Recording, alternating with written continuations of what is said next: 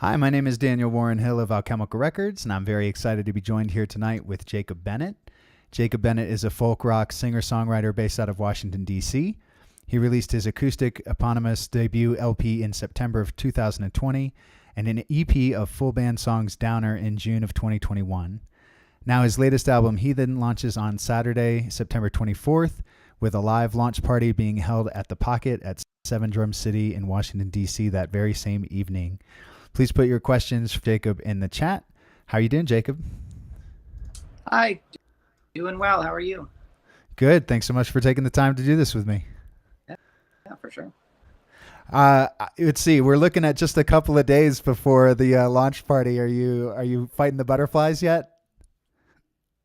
Yeah, where I almost feel like positive knowing that there's like not a lot of promo after the next day or two. That it's kind of like whoever's coming is coming, and I think that's giving me more headspace to stop talking about the show and actually like prepare for the show and songs some more and think of like what stories I want to tell about them and whatnot. So there's definitely butterflies that come with that of like, okay, this is happening Saturday and I need to like be ready for it. And so you had the show that you're doing on Saturday is your openers are going to be Freddie Hall and Janelle Delia.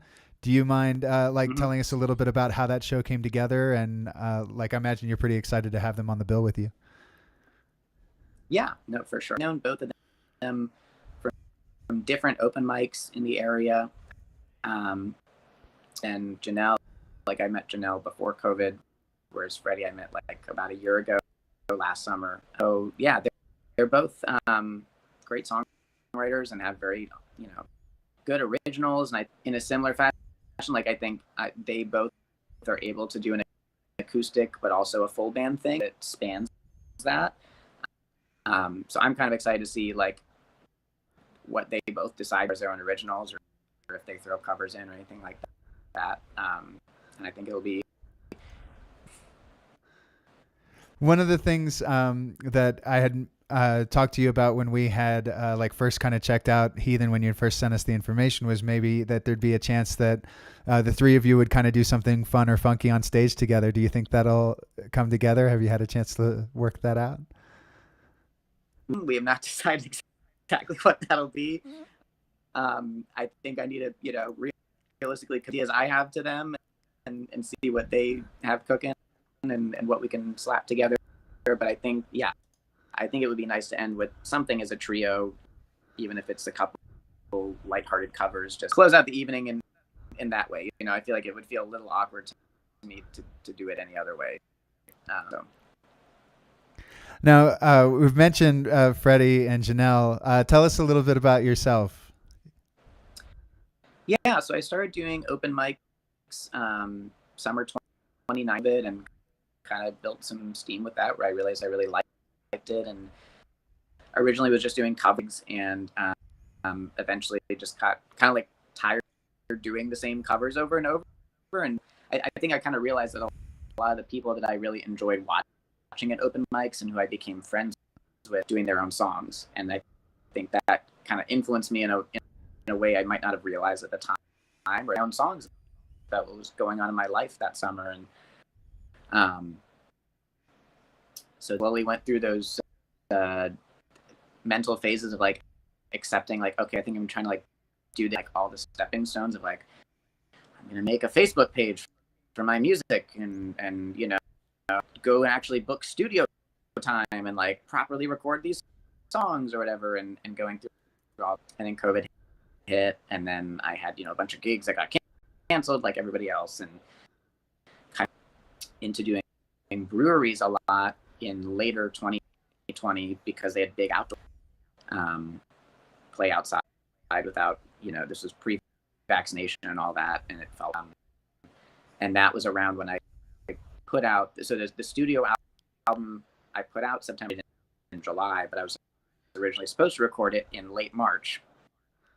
So that didn't happen. I think it did make the work better as a result of that, just because it forced me. The 10 songs on there were the ones I really wanted and that they were really ready.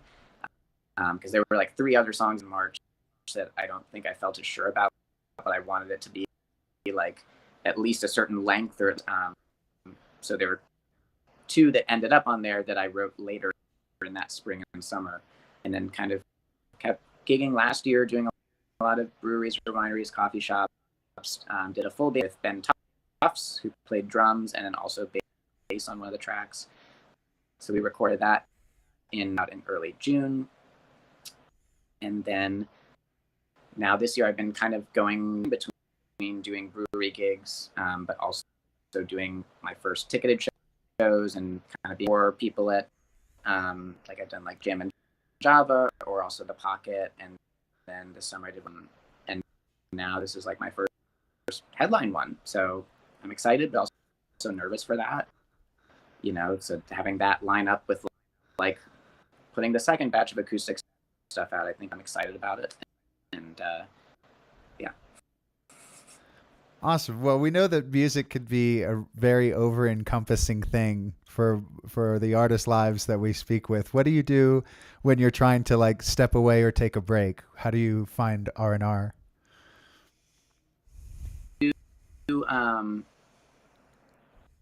I guess like the biggest example I can think of that is that like that winter of 2020 into 2021, when I was like, okay, I can't play outside early mid-November. It's too cold and nobody wants to sit outside. I don't want to sit outside and play a 3-hour show. You know, vaccines weren't readily available till like later on into like end of winter, spring time frame. Had a lot of time to like sit around and like, you know, I was still like playing and writing stuff, but like I wasn't a big difference in the amount of free time I had. And I got a little stir crazy in my tiny apartment. And so I like YouTube parody comedy show called Survivor Studio Apartment. Played 5 or 6 people competing for $1 million in my apartment, and kind of like went down a rabbit hole with that. And the response to it messed with my head a little bit, where like friends or coworkers or family members who like, you know, had seemed like, so you're doing music, that's great, but you know, might not have come to a show or like actually listened to my original songs. Good for you kind of vibe. And there's nothing wrong with that. But it kind of messed with my head. Some of those people who had very lighthearted, like 2 out of 10 level interest in my music were then these Survivor videos. Like, when's the next one coming out? Are you going to do it? What if this happened with this character or whatever? Like dicking around. Like, I didn't think that, you know, this was going to be something anybody, like there are episodes of that show that have more stream songs do on Spotify, like no joke. And it is ridiculous to me. I had fun with it, and I think, and so then that kind of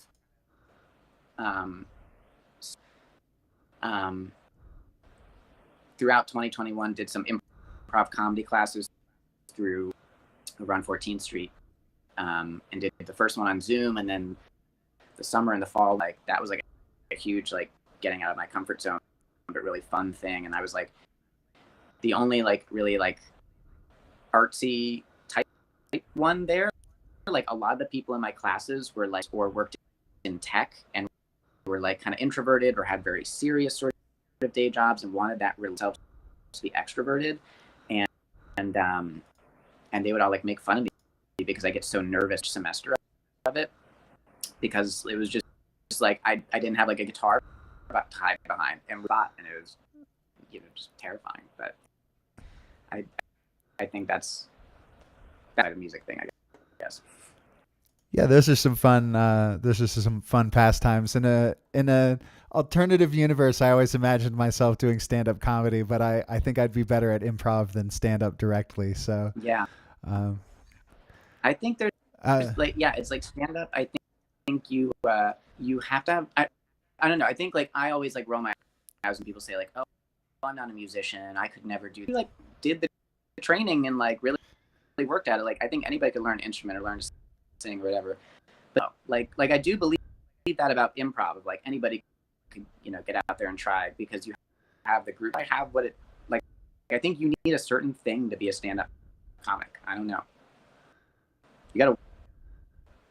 I think it's the time that actors and actresses spend looking in the mirror while they're like preparing for a role. I see that being a lot of the time of a stand-up comic.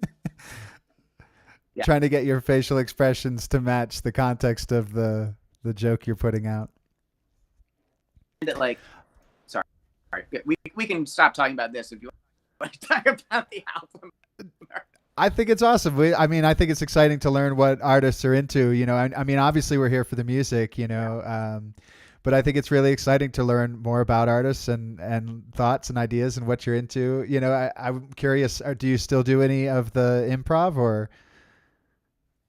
So I wanted to. So WIT Washington Improv Theater does a 5-course sequence. There's 3 last year, and they're each like 8 weeks long, and the classes are like evening 2.5 hours. So it's kind of like a big commitment once you're in it. To do level 4 this summer, and then like not quite enough people signed up, and they canceled the class. And then the one that they're offering one that like starts this week that just didn't fit my schedule. So I want to like finish level 5 because then you can like audition to be on their house teams and all that. But October 8th, I just confirmed with a guy who works there. They're doing a series in October of improv shows, but they're interviewing low beginning of each show and basically doing like a quick 10-minute interview, and then I get to do like a song and plug myself kind of thing. And then like I guess they want to hear kind of like wacky stories, how it's going to go, but then they're going to do like a whole improv show based on in this interview about what it's like to be a musician in DC. So I'm doing that one Saturday, 2 other ones throughout the month with other musicians. I don't know who's confirmed for that yet, but I think those will be really cool. Yeah, we'd love to get some more info on that. We'll definitely share that out. That sounds like fun. I'm curious, what does it mean to you in present times to be a folk artist? That's a great question. I don't know. I mean, and like learned in college or classes, I think I was kind of taught that folk, it's a song that was not necessarily written by a particular person, or maybe it was, but the reason you know it is adapted and changed and passed down orally for so long that you couldn't really, as far as authorship, then like the region it came from, or maybe also a time period. It's like I think people hear folk and they just think like acoustic guitars and maybe like also bluegrass instruments thrown in. Oh no, I think yeah, I don't know. I need like an hour to think about that. I want to come back. I don't know what is folk to. I will say that I'm not like, you know, wholeheartedly attached to the genre tag when I'm working on stuff. I try to not like this on Heathen is you know definitely in the same vein of the first batch as far as instrumentation. Like it's all in one vocal part, and I with this batch very much like the first one, I wanted it to, and if you put the CD on in your car, that it would sound pretty much exactly like what I could on stage at a show if you were to come hear it. And then I think when I did Down, or opposite of like I want to make this big ballistic, you know, like pop. You know, some people would hear it and be like that's still folky or something. Like, and I can't control how people would genre tag it, but like go different direction for those 3 tunes. One of which was on the first album, and I wanted to do like a different version. So I think in that sense, I'm like, if you looked at it's like, okay, I have 2 larger projects of acoustic stuff, but I also have this like rock thing that's not really me, and who knows what like the next thing I do will be. So I'm like, I don't know, but I think that's just kind of like how people have referred to me over time, and then what you. So I don't know. Yeah, finding a balance between how others perceive you and how you perceive yourself. Absolutely. Yeah. How do you think that being a musician in the Washington D.C. area has specifically like impacted your growth as an artist or your songwriting? thing that like a lot of people will comment on in this area is the transients, that there's a lot of jobs or jobs related to the federal government, and like DC just has much more of a like joke of like you're either here for 2 years or you're here for life kind of thing. Like you meet people who, you know, grew up and came back or have just lived here their entire lives, or you meet people who like work for the federal government, transfer somewhere else or whatever. And I think there's a lot of, you know, with that where like you have like staple specific genres in historical movies like go-go or like hardcore punk and Black Flag and all that, right? That like, but then I think as a performer who's always trying to like you're always trying to like, you know, treat the fans like gain new fans and like expose yourself to new audiences. I think this city is kind of unique in that like people who just moved here, you know, and there's always going to be people who just moved away and can go to Nashville now about you or whatever. It's just like there's a different vibe here, Philly or Raleigh or like just other even adjacent. I feel like, I don't know how you feel about that, but it almost sounds like you're describing that maybe our time with everybody is brief, you know, and so we have to build community, you know, maybe a little faster than other communities do. Sure. Yeah. Yeah. I mean, I had like, sorry, go ahead. Go ahead. Say that was kind of a eye opener for me, like what you just said, but like when COVID hit, and then it's like some of these people who I really became close with early 2020 through doing like 9 months of open mics when I, you know, was getting my feet wet, realizing how many of them quickly moved away, or how who might still be in the area but don't work at those bars or restaurants anymore. Now there's or like the open mic morphed into a different type of thing or whatever it was that like that like some of those things just changed, right? That like it changed ever even changing before. Absolutely. Yeah. And still recovering or still changing. There's still a lot of folks that are still kind of rediscovering themselves now that this, I guess like time of reopening has occurred, if you will. Yeah, and that too. I think like, yeah, it's awful that like certain things got canceled or thrown away.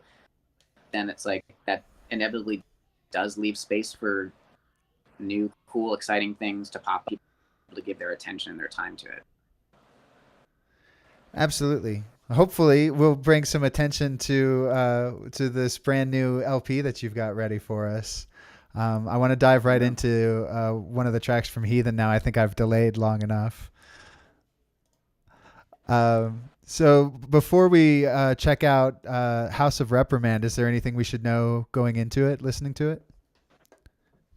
I guess that, yeah, like this song and then the other one we're going to listen to later, kind of both are kind of like the core of two different threads in the batch. It's kind of about like exploring lost friendship or just a relationship and like, and I think a lot of that was just like who is there, who are you keeping in touch with as the world's falling apart kind of vibe, and when you're stuck at home. So let's check it out. House of Reprimand.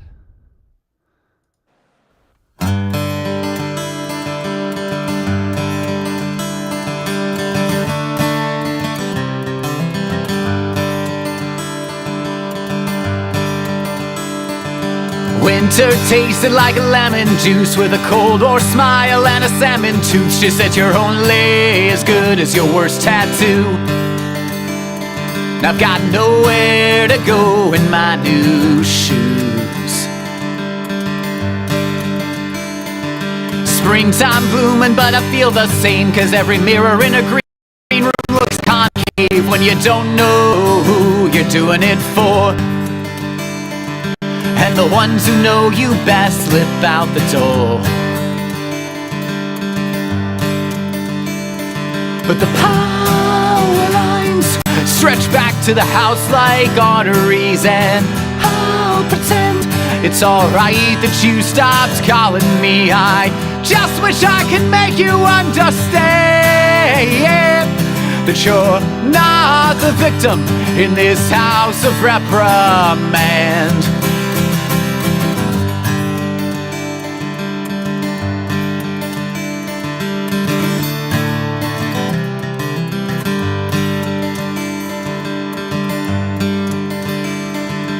Summer always makes me wanna run and hide. Flick off the lights, pull down the blinds. No paint swatch could make these walls so bright. To get rid of my blues come July. So maybe when the leaves fall I'll be there, but don't hold your breath or count it on your hand, 'cause I don't know if it's worth it yet to let go of the past and let you in. But the power lines stretch back to the house like arteries, and I'll pretend it's alright that you stopped calling me. I just wish I could make you understand that you're not the victim in this house of reprimand.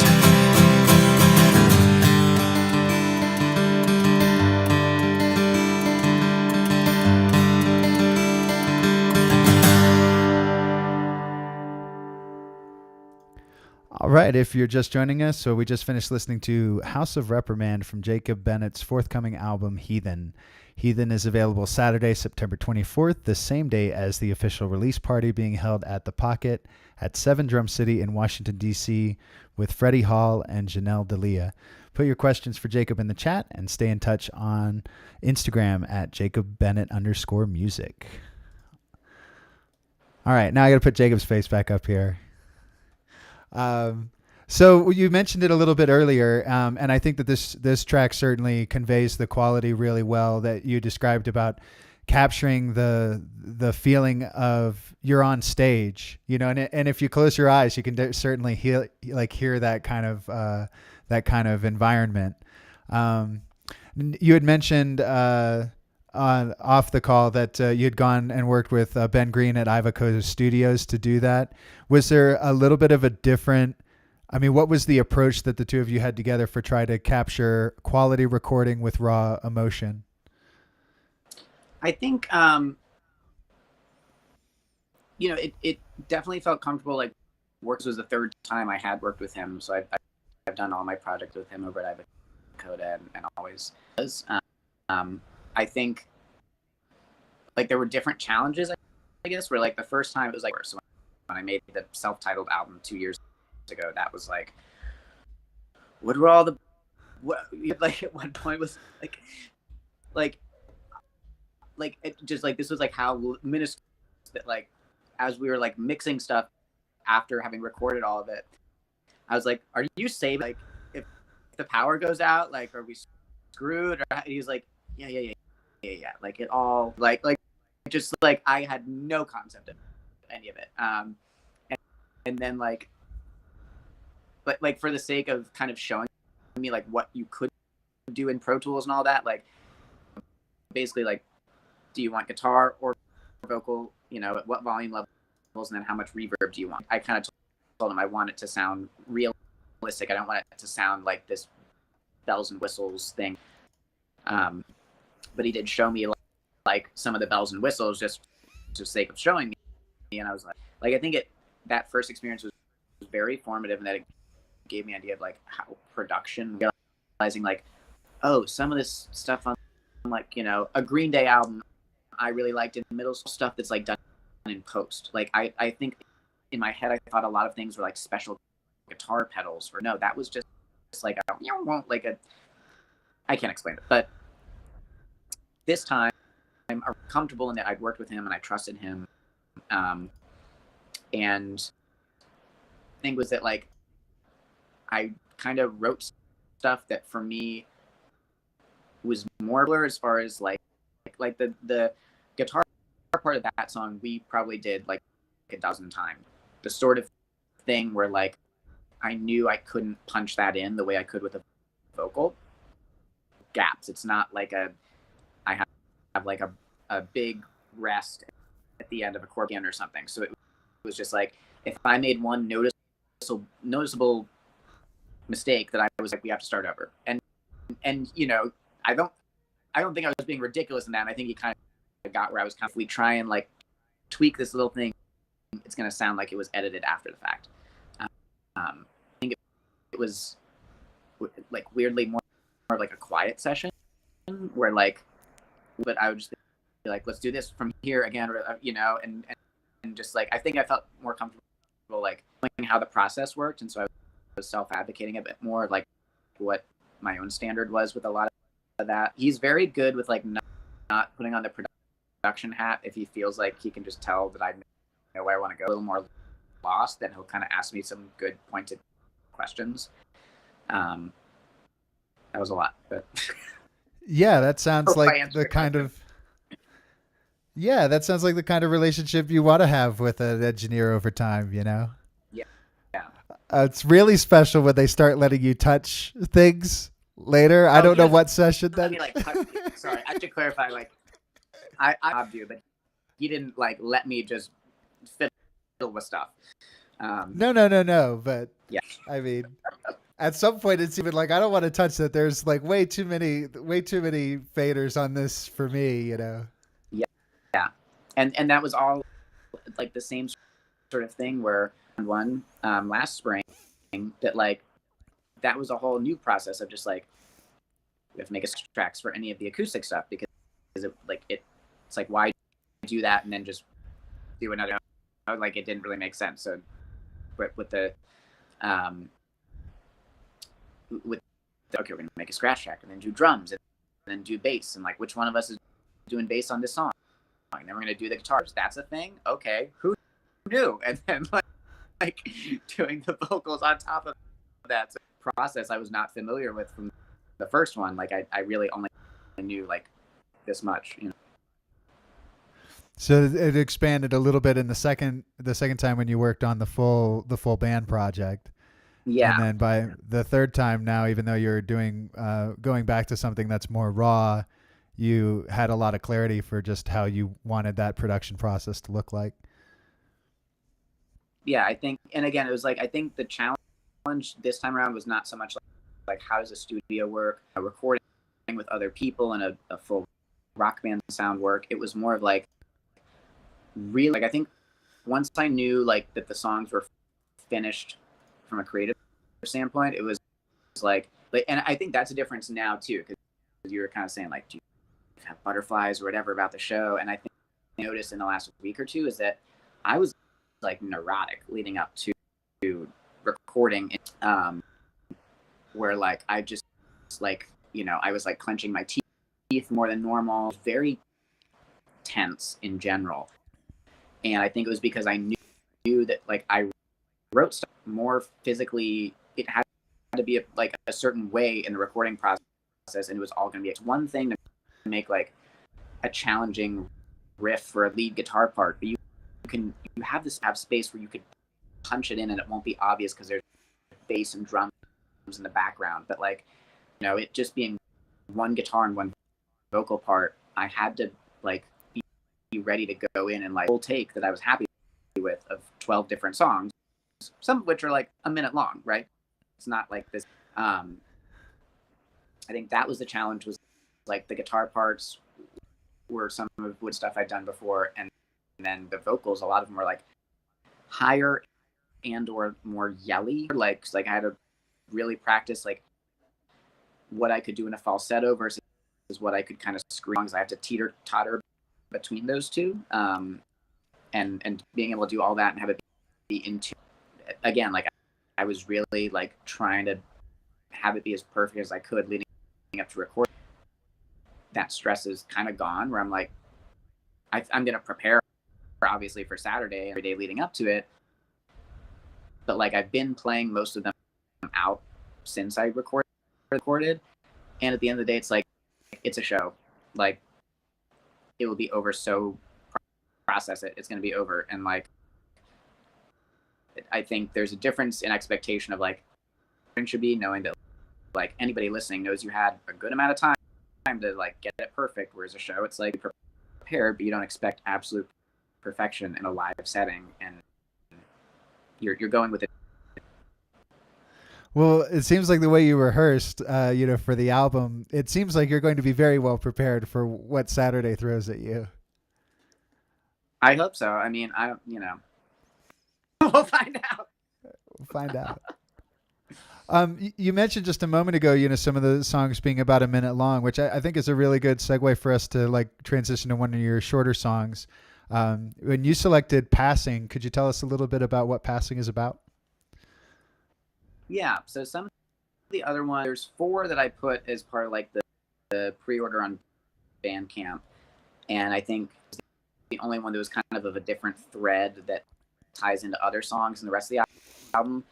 But track 3 and 4 are all more about gender and exploring that. And that was a thing that was definitely new for me, and from a writing perspective and also from recording it, of just like that was like, okay, this engineer I've worked with before who's heard me sing like love songs or about other topics and whatever that different, and like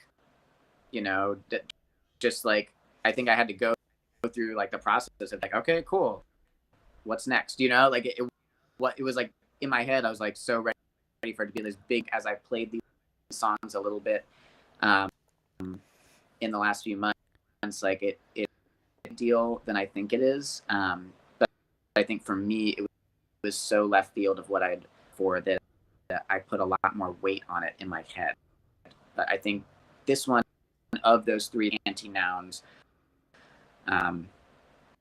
that I think Passing is the most straightforward, is kind of opening up that conversation of what all of those songs are about. And I think it's also this broadcast that like it's different enough from House of Reprimand because it's finger picking mood. So I thought it could be a nice switch. Awesome. Let's check it out. Get a little change of pace here with Passing.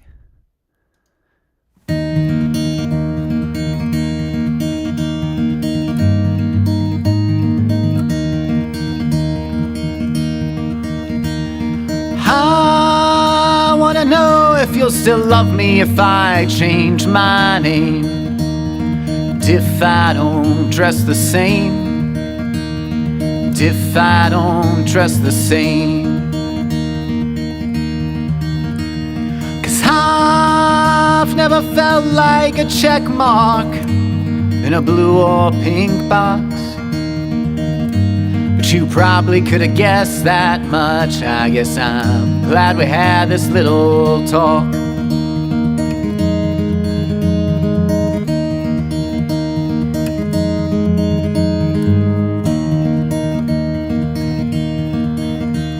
And hold the lights down on Broadway, they get a little bit dark when you know that your shoulders and jawline could never fit in a playbill part.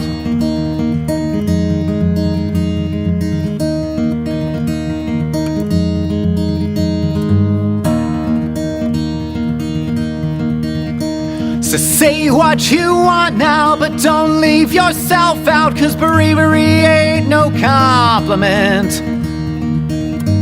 Just wanna walk out in the moonlight and know that it ain't a choice to live.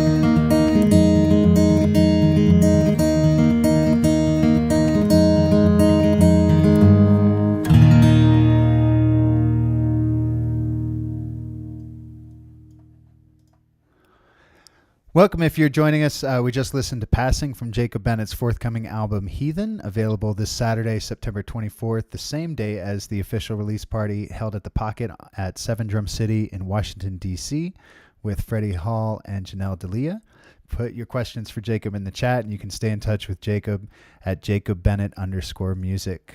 And also, you can stay in touch with us at alchemicalrecords.com or subscribe to our printed zine launching next month at alchemicalrecords.com/magazine. So Jacob, you had kind of touched on it before we listened to the track, some concepts around gender identity and what was it important to you about bringing this out in the concept of Heathen? around the other topics that are on the album?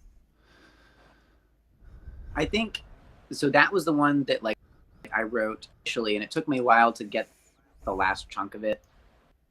And I think like, you know, segue back to what we were talking about with the comedians before, that like I listened to a lot more stand-up comic podcasts than music ones, and most of those are like folky ones. But like, I really like podcast Working It Out that he started during COVID, where he just like talks to other comics, and they basically like that he was like couldn't go work out material, prep it for like a big stage show and have like a tight hour's worth of stuff. So he would have other comedians of COVID, and they would just like, you know, hash out joke ideas with each other. Like, all right, what do you have in your notebook? And I think I like listening to comics talk about that, because it's like a lot of time like a one asked as an audience member, but then it's like you don't realize how much work went into like line, or like you were talking about with like the actors making the facial expressions match what they're trying to convey. You know, this song is like just under 2 minutes, and there's really only like in my head four vocal chunks, but the last one I really like fought with for a while, like months after writing the first chunk of it, to like keep coming back to it, and like I was happy with to end it with. And then once I had that, it was kind of like I really like the lost friendships of the first song, House of Reprimand, and similar-ish themes, and was kind of putting this batch together. And then I'm like, okay, now it's about something new and different that I've never really written about before. And am I just over on the side there, and it's just shoved in as like track 5 of 10 or whatever, you know, that like that once I had finished, it was just like, I feel like I need context for this, for like just the late, what's this one about? This is kind of an offshoot here. Like I wanted it to be a little more like that was what ended up pushing me to like journal out a bit more and end up coming up with the other two so that could feel a little more cohesive, and like it was a thread. How I write, I guess, like everything up till this project has been just kind of like, and then like I kind of, you know, like I usually show up to the notebook or to the voice memo or what, you know, make time to try and make a draft of something, but I don't usually come in with like I think this was the first time it was like, I think I might need to do that just so people have like a broader what I'm talking about, because it just seemed a little off to the head. So in terms of the length of the time of the song, do you feel like it was more a matter of, or not just this song, but other songs on the album, on Heathen? Do you feel like you said what you needed to say in those time frames and it was enough? Yeah. And you know, Ben even commented on when we were recording it. He was like, some of these are like, and I think even for him being familiar with what I'd done previously, it felt him, because there were like 2 on my first album that were like a minute, but more of them were in the 2 to 3 range, whereas this one, it was more like a lot that were 2 minutes, and then a couple that were 2 minutes or more. I think the longest one maybe hits 3.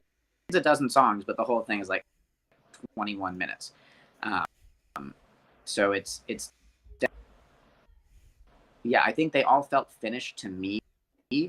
And a lot is just like, you know, I wish your songs were longer or something.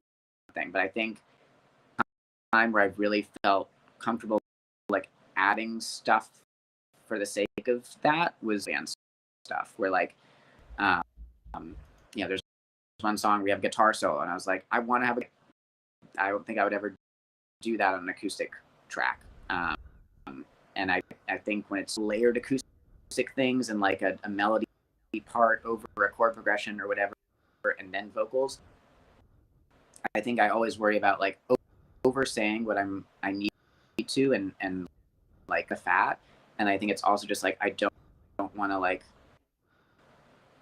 harmony watch over and over for like a 4-minute song. It's just me and an acoustic guitar, and have the listener get bored depending on the tempo or whatever. That like I think there is limited attention span you're working with when you're either in a recording or a live setting, just with one instrument, do like two simplistic things at once. That's like favorite people in my little genre who I look up to. Like, I don't think I could watch them do a solo acoustic minutes tops without like being like, all right, I'm gonna go take a bathroom break and come back if you're still doing this for an hour and a half. I need that variety, and I think when you're doing a full band thing, you can do it and it feels organic. 5 minutes long because there's a guitar solo and there's a bridge section and whatever. Or there's a long. When you're doing that acoustic, a lot of time it falls flat and feels forced, I think, or at least. Yeah, I think that's a valid point. I think it also it just makes it feel like a lot of the lyrical message has a very strict importance. You know, like so I think in terms of these shorter songs, like I certainly hope that every song will have like a strong reception to the message, because you have to pay attention, right? You won't get it in the second verse, or you might not get it in that fourth chorus if you didn't get it the first time, you know? Yeah. Unintentional rationale for people to listen to it a second time, like you're saying, like pick up what the lyrics are saying and whatnot. Well, there maybe some other concepts or themes. What are some other tracks on Heathen that we didn't have time to touch on that you definitely want to try to point out or like have people keep an ear out for? Which I've kind of done before, but this time I think they're like a little bit more explicit. Where one of them is called "The Exterminating Angel." It's about that. I think it's French, maybe it's Italian movie. It's like an existentialist kind of thing about, or surrealist movie about these people when they can't get out and they don't know why, and they just like had a dinner party that like led to them. And so I wanted to use that as like an analogy, but in a positive way, for like in like a romantic relationship, feeling like you're like happy about the fact that you're like, I think I'm stuck in this room with you, in a good way. And like, and this is probably ironically compared to like me being all nervous about like the, you know, and I think it would be different too. Like when I did the full band one, I think it'd be especially different if it was your own band and you guys all wrote together and you gigged together and all that. That like when you have other people in that studio, less daunting. But when it's just like me and this other guy who's in this other room just listening, doing this for 8 hours, right, and just like over and over doing bit by bit and putting it. I was nervous of like, all right, is he gonna be into these songs about gender? Is that gonna weird him out? I'm normally cool about that.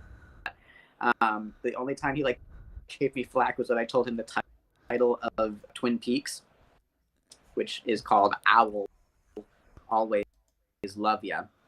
He was like, wah, wah, wah, wah. But points off or not, that he thought the title was a little too dad jokey for him, I think. But I guess like a less serious thread that is throughout is like a couple movie or TV references and whatnot in previous projects. But I feel like that's always like a thread to me that's not intentional, a cinephile or anything like that, where I've seen a bunch of movies, but I do like movies, and I think things in movies to write about. And I think that usually ends up finding its way into my stuff too. I think it's awesome. I actually do a lot of my writing listening to other songs. I'll hear like, you know, some nuance in one line of a song that'll just put me on a tangent to like just go and like stream out a bunch of stuff. So it's I think it's fun wherever the muse finds you is a beautiful place. Yeah. Is there anything else that we should know about Heathen, or anything people should be prepared for when they come see you on Saturday at 7 Drum City at the Pocket? Um, I mean, I think it's gonna be a great show. I think it'll be a cool opportunity. A lot of the gigs I've done that are like the non-ticketed things, whether it's a brewery or a coffee shop or whatever. I think in a lot of those environments, it is more of like a, shut up and play, kind of just hear music, and that's usually an environment where like I'm playing for 3 hours at one of that I'm doing predominantly covers and then sprinkling in originals, knowing that we'll drink and socialize, and then I'm there also. But like sometimes for those, or at least just like enjoy playing music for people and whatnot. The difference for this is that like it is a ticketed thing. I think people will be there for a show, and we've got a great. I think that'll give me some leeway to like tell stories and not lose people's attention, And I think eager for that, to know like okay, what is the backstory, the context from these songs. So I am like making drafts of set lists and whatnot, also like kind of scribbling what story do I want to tell about which song in general that like can kind of fit with those themes, to make it feel like more of like just like I'm singing at you for however long. So That's awesome. We're sure everybody's going to appreciate hearing those stories from you directly. Yeah. Thanks for joining us today and giving us a little bit of the behind the scenes look at Heathen. Sure, for sure. And congratulations on the release. We've got, let's see, it's available on Bandcamp now. I'll drop the link in the chat. We've got 12 tracks, including the 2 songs we heard tonight, Passing, as well as House of Reprimand. So check it out at jacobbennett.bandcamp.com. Thank you, Jacob. Thank you.